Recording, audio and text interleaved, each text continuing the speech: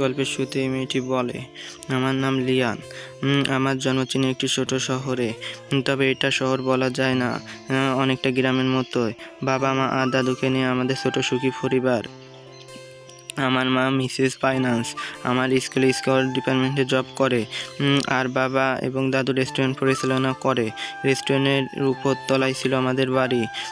আসলে চীনের মধ্যবিত্ত পরিবারের বাড়িগুলো এমনই হয়, উপরতলা বাড়ি আর নিচতলা বিজনেসটা ভালোই চলছিল, কারণ বাবা সিক্রেট রেসিপির কারণে।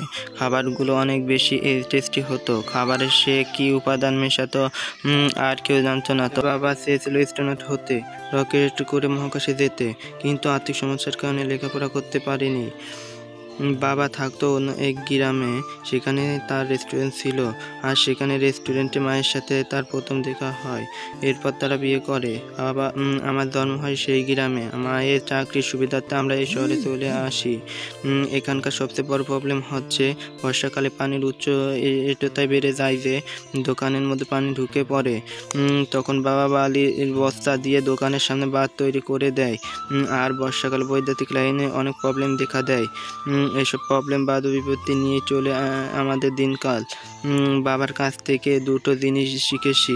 এক হচ্ছে স্কেটিং, সেটা নিজেই আমি শিখেছি। আরেকটি হচ্ছে বরফের স্কিং। আমি আর বাবা প্রতি বছর শীত মৌসুমে চলে যাই চায়না রাশিয়া বর্ডারে। সেখানে অনেক ট্যুরিস্ট আসে এরূপ সুন্দর পাহাড় দেখতে আর স্কিং করতে। তো আমরা দেখতে পাই প্রতি বছরের মতন এবারও লিয়ান এবং তার বাবা মিস্টার জ্যাং চলে আসে সে পাহাড়ে। কিছুক্ষণ স্কিং করে এবং ছবি তুলে খাওয়া দাওয়া করতে যায়। মিস্টার জ্যাং এবং সবচেয়ে পছন্দের জিনিস হচ্ছে কোক বা কোলা। তার সব কিছুর সাথেই কোলা যায়, এই নিয়ে লিয়ান সব সময় হাসি ঠাট্টা করত। এরপর সে ছবিগুলো দেখছিল, দেখে তার বাবা একটা ছবি ঠিকমতো তুলতে পারেনি, তাই আবারও বায়না ধরে পাহাড়ে যাবে। তাই তার বাবা মানা করলো, সে কিছু শুনতে চায় না। তাই তার বাবা পাহাড়ে গিয়ে আরও কিছুক্ষণ স্কিং করে এবং ছবি তোলে। ওদিকে তার মা ফাইন্যান্স স্কুলের কাজ শেষ করে বাড়ি ফিরে। প্রতিবেশী বলে, এবারও কাজের জন্য আটকে গেলে পাহাড়ে যেতে পারলে না, তাদের দ্রুত চলে আসতে বলো। আমার নাতনি মাংলি তার বান্ধবী লিয়ানকে খুব মিস করছে। সে বিদায় নিয়ে বাড়ির দিকে যাচ্ছিল, তখন লিয়ান ফোন করে বলে তাদের অ্যাক্সিডেন্ট হয়েছে, সে দ্রুত চলে আসে। এই শুনে সে ছুটে যায় সেই হসপিটালে। লিয়ান তাকে দেখাতে কান্নায় ভেঙে পড়ে। দেখা যায় তারা যখন দ্বিতীয়বারের মতো পাহাড়ে গিয়েছিল, তখন ভালো ব্যাকগ্রাউন্ডে ছবি তোলার জন্য লিয়ান কিছু দূরে চলে যায়। জ্যাং লক্ষ্য করে লিয়ানকে সেদিকে যাচ্ছিল। সেদিক হচ্ছে পাহাড়ের শেষ অংশ। এটা দেখে লিয়ানকে থামানোর জন্য সে তার পিছু করে। কানে হেডফোন থাকায় লিয়ান তার ডাক শুনছিল না, তাই দ্রুত ছুটে গিয়ে লিয়ান তার সামনে দাঁড়ায়। লিয়ান তার সাইজ ল্যাঙ্গুয়েজ বুঝতে পেরে থেমে যায়। তবে মেয়েকে বাঁচানোর চিন্তায় সে ভুলেই গিয়েছিল সে দাঁড়িয়ে আছে পাহাড়ের একদম কিনারায়। তাই তখন সে অংশটা ভেঙে পড়ে। একাধিক সার্জারির পর সে কোনো রকম বেঁচে যায়। তবে ডক্টর বলে সে কোমায় চলে গিয়েছে। তাকে লাইফ সাপোর্ট রাখতে হবে। কবে জ্ঞান ফিরে আসবে তার সৃষ্টিকর্তা ছাড়া কেউ জানেন না। এভাবে প্রায় 1 বছর কেটে যায়। তারা দুজন দিনরাত সেবা শ্রদ্ধা করে। একদিন লিয়ান শুনতে পায় তার মা কারো কাছে টাকা ধার চাইছে, অর্থাৎ জ্যাংকের পিছনে সমস্ত টাকা খরচ করে ফেলছে। এদিকে ডক্টর জানিয়ে দেয় জ্যাংকের কোনো উন্নতি লক্ষ্য করা যাচ্ছে না, হয়তোবা আর কখনো তার জ্ঞান ফিরে আসবে না।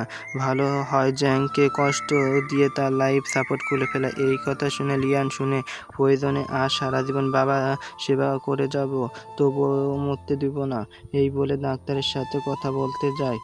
তখন ফাইন্যান্স বলে, আমি কাগজে সাইন করে দিচ্ছি, কিছুক্ষণ পর জ্যাংকের লাইফ সাপোর্ট খুলে দেওয়া হবে। এই শুনে লিয়ান অঝোর কান্না শুরু করে। এরপর জ্যাংকে লাইফ সাপোর্ট খুলে দেয়, তার মৃত্যু হয়ে যায়। এর কয়েক মাস পর সরকারি নিয়ম অনুযায়ী জ্যাংকে সমস্ত লাইসেন্স অফিসে জমা দিয়ে আসে। ফেরার পথে একটি কুকুরছানা তাদের পিছনে থেকে এসে সামনে দাঁড়ায়। কুকুরটা এত মায়াবী দৃষ্টি লিয়ানের দিকে তাকিয়েছিল, সে নিজেকে কন্ট্রোল করতে না পেরে কুকুরটাকে আদর করতে যাবে, তখন তখন তার মা তাকে থামিয়ে দেয়, বলে এটা রাস্তার কুকুর, কামড়ে দিতে পারে। লিয়ান নিচে বসে তার মায়াবী চোখের দিকে তাকিয়ে থাকে। তখন তার মালিক এসে জানায় কুকুরছানাটা খুব দুষ্করভাবে প্রত্যেক দিন দোকান থেকে বেরিয়ে যাওয়ার সময় লিয়ান দেখেন কুকুরটা তার দিকে তাকিয়েছিল, তার কাছে আসার জন্য ছটফট করছে।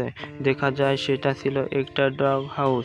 তাকে তার জায়গায় নিয়ে রাখা হয়। সে তখন আবার দৃষ্টিতে তাকিয়েছিল লিয়ান এর দিকে। তার মা তাকে ডেকে নিয়ে যায়। সেদিন রাতের বেলায় কুকুরছানাটি বের হওয়ার অনেক চেষ্টা করে। এক পর্যায়ে দরজা ধাক্কা দিয়ে লক খুলে ফেলে। দোকানের দরজাটা খোলাই ছিল। বাহিরে এসে কিছু একটা ঘ্রাণ নিতে থাকে। সেই ঘ্রাণ ফলো করে দৌড়াতে শুরু করে। চলে আসে একটা গলিতে, সেখানে এই ঘ্রাণ পাচ্ছিল। শেষমেশ চলে আসে একটা ঘরের সামনে। দরজা খুলে এক রুমে ঢুকে পড়ে। এরপর লাফিয়ে টেবিলের উপর উঠে এবং সেই চেয়ারে শুয়ে থাকে। তখন ফাইন্যান্স আসে। সেই রকেট তার হাতে ছিল, একটা খেলনা রকেট। আমি বুঝতে পারি এই রুমটা ছিল তার স্বামী মিস্টার জিংস এর রুমে বসে স্টাডি করতে রকেটের মহাকাশ নিয়ে। তো ফাইন্যান্স দেখে তার স্বামী চেয়ার বসে আসে সে কুকুরটা। তখন লিয়ানও সেখানে চলে আসে। কুকুর ছানাটিকে দেখতে আদর করতে থাকে। বলে, তুমি সেই কুকুরটা এখানে কিভাবে আসলে? দেখে মনে হচ্ছে তুমি তৃষ্ণার্ত। এই বলে পানি আনতে চলে যায়। তখন তার মা সেটাকে বাহিরে নিয়ে ছেড়ে দেয়। তবে কুকুরটা ভিতরে আসতে চাচ্ছিল, দরজা আটকে দেখতে আসতে পারে না। সে তখন মেয়েটিকে বলে, আদরে মানসিক অবস্থা ভালো নেই, এই অবস্থা বাড়িতে কুকুর রাখা কোনো প্রয়োজন নাই। এই শুনে লিয়ান এর খুব মন খারাপ হয়ে যায়। সে বাহিরে গিয়ে খুঁজে দেখে, কিন্তু কুকুরটা কোথাও দেখা যায় না। পরের দিন তার বান্ধবী মাংলিকে কুকুরের বিষয় বলে, ওই কুকুরটা আমার খুব ভালো লেগেছে, আমি তো রাখতে চেয়েছিলাম, তবে মা তাকে পছন্দ করে না।